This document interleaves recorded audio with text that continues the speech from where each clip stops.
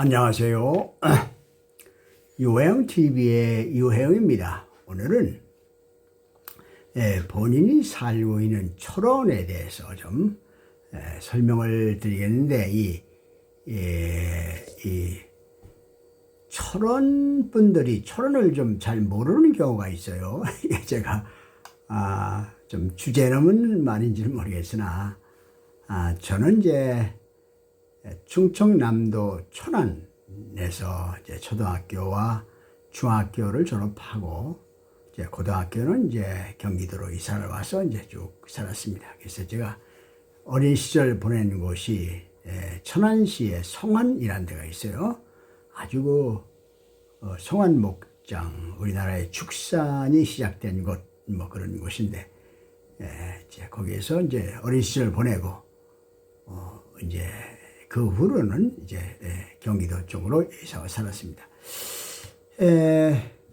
자, 역사와 특별한 강과 어우러진 생명의 땅 철원, 이제 이렇게 좀 제목을 잡아봤어요. 역사가 있죠. 그리고 특별한 강과 평야입니다. 왜 특별한 강이냐, 특별한 평야냐를 설명을 해야 되죠. 왜 또 생명의 땅이냐, 이것도 설명을 드리겠습니다. 철원은 역사가 있고 특별한 강과 평야가 어우러진 생명의 땅입니다. 이제 왜 그런지를 말씀드리죠. 철원은 궁예왕이 건국한 태봉국의 수도입니다. 여러분들 이게 잘 아시죠? 궁예왕은 기본적으로 개혁군주입니다. 이제 20년도 안 돼서 이제 교체가 되었습니다만은, 기본적으로는 이제 궁예왕은 개혁군주로서 몸소 왕건 장군을 이끌고 나주를 정부를 하여 나주를 정부를 했죠. 이것은 궁예왕이 몸소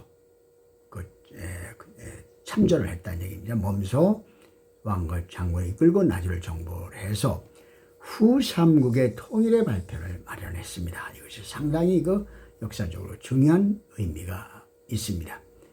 나주 지역, 지금 전라도 지역이 만약 후백제의 영향을 받았다면 상당히 사정이 달라지는 것이죠.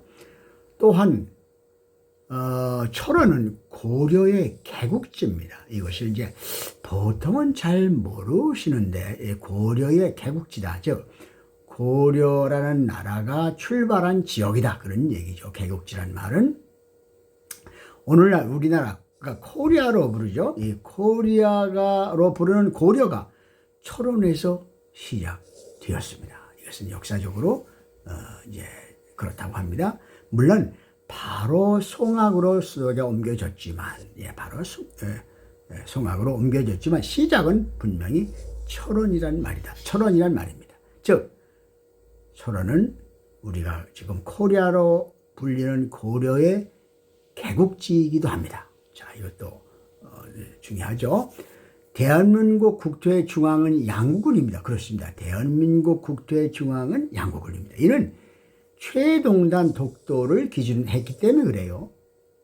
이걸 분명히 여러분 아십시오.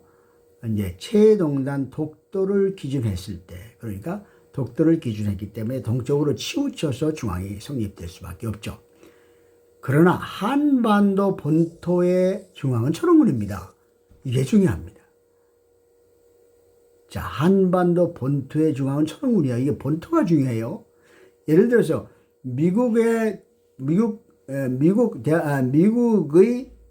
중앙은 어디가 되냐면, 미국은 괌도 미국의 영토고 알래스카도 미국의 영토인데, 미국의 영토의 중앙을 그걸 다 따지면은 북태평양쯤 돼요. 북태평양 중간쯤 돼요. 그게 말이 안 되잖아요.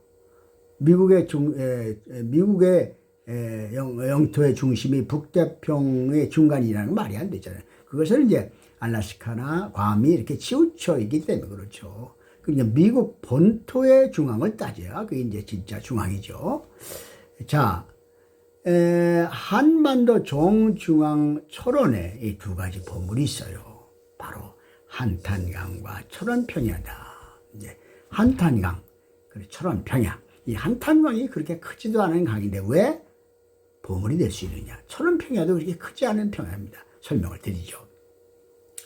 한탄강은 우리나라에서 거의 유일한 협곡을 지닌 강입니다. 예, 유일합니다. 거의. 물론 100여 미터 폭에 약 50여 미터 높이를 가지고 있어요. 물론 구간에 따라서 다르긴 합니다만은 대충 100여 미터 폭에 50여 미터 높이를 가지고 있어요. 그러니까 상당히 좁다는 얘기죠. 우리나라에 일부 협곡 하천이 있기는 합니다. 일부 협곡으로 된 하천이 있긴 해요. 그러나 그렇게 규모 면에서 그렇게 유일한 강, 규모에서는 거의 유일한 강이다. 저는 한탄강이 그렇다. 그리고 특별히 이 철원 평야와 어우러져 있어요. 철원 평야와 어우러졌으니까 더 그게 아주 극적으로 장관이다 이런 얘기죠. 고석정 같은 여러 명소를 가지고 있어요. 고석정, 뭐 신담계곡, 직탕폭포 이런 아주 명소를 가지고 있어요. 그 한탄강이 포천과 연천을 지나면서 임진강과 합류를 하죠. 그러나 이제 철원을 떠나면 강폭이 넓어지고 분위기가 다릅니다. 그러니까 한탄강의 그 드라마틱한 그 명소는 철원이 가지고 있다. 그래서 한탄강이 철원에서 특별하다. 이런 말씀을 드리겠습니다. 철원 평야도 특별한 특징을 가지고 있어요. 만여 정도 되는데 그 만여 정도의 규모는 특별할 것이 없어요. 뭐 만여 정도는 흔히 있는 것입니다. 뭐 평택평야만 해도 한 2만여, 당진의 평야, 서산의 평야, 뭐 호남 지방의 평야는 말할 것도 없이 상주의 평야 이런 것은 철원 평야와 비교가 안 될 만큼 큽니다. 자, 그러나 특별한 것이 있어요. 한반도 남한 지역에서는 가장 점질 함량이 높은 비옥한 땅입니다. 이게 상당히 특별한 것입니다. 이 철원 평야의 논의 점질 함량이 가장 높습니다. 한반도 지역에서. 북한 지역의 자료가 없어서 확인할 수는 없습니다. 제가 북한 지역 자료는 없기 때문에. 그러나 아마도 한반도 지역에서 가장 점질 함량이 높은 지역으로 이제 보입니다. 철원 평야의 동성토 함량이 38.2%입니다. 이 통이라는 말은 기본 토지를 나누는, 토양을 나누는 기본 단위를 해요. 우리가 읍면 단위 나누듯이 토양을 나누는 기본 단위입니다. 경기 이천통이 26.5%, 전북 김제가 엄청 평야죠. 36%, 호남통이 24.3%.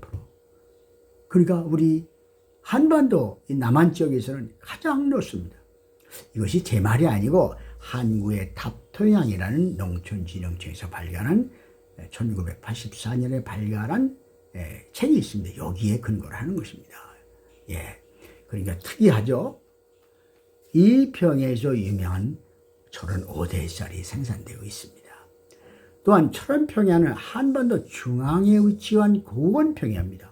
참 독특합니다. 한반도 정중앙에 위치한 해발 고도가 200여 미터나 되는 고원 평야. 다른 평야는 보통 10m 내외, 10m, 5m 이 정도입니다. 그렇게 낮은데 여기는 200m입니다. 정확히 말하면 150m에서 250m가 평균이 되죠. 그리고 철원 평야가 남북으로 길게 형성되어 있어 지평선이 보여요. 특이합니다. 이 지평선이 보이는 것이 아마 거의 유일하지 않은가 생각합니다. 이것은 지형이 남북으로 길게 형성되어 있어 그렇습니다. 노동당사에서 대마리 가는 중간쯤에서 북쪽으로 보면 지평선이 보입니다. 자, 철원을 소개하는 역사와 미래의 고장이라 아마 지금도 이 말을 쓰고 있어요. 역사와 미래의 고장 철원이라는 표현이 있습니다. 이 표현은 현재는 별 볼 일 없는 곳이 철원이다라는 말이에요. 천문. 아니, 역사와 미래의 고장. 역사가 나오고 미래에 나오니까 뭐 좋은 것 같은데 따지고 보면은 별 볼 일 없는 곳이 철원이다 이런 말이거든요. 왜 이런 표현을 쓰나? 왜 철원이 형편없는 곳이란 말인가? 왜 이런 표현을 쓰나? 참 오랫동안 의문을 품어왔어요. 이 철원 사람들이 좀 시골이라서 좀 보고 배운 게 좀 부족해서 그런가? 이런 생각도 했어요. 왜 이런 역사와 미래라는 이런 아주 말도 안 되는 표현을 쓰느냐 이런 말이야. 왜 우리 고장이 형편없다 이렇게 말하냐 이런 얘기. 그러나 이제 여러 가지를 따져보니 최근에서야 이런 이상한 표현을 쓰는 이유를 알게 되었어요. 본인은 1989년에 농촌진흥청 작물시험장 초nom충성서에 발령을 받아서 근무하게 되었습니다.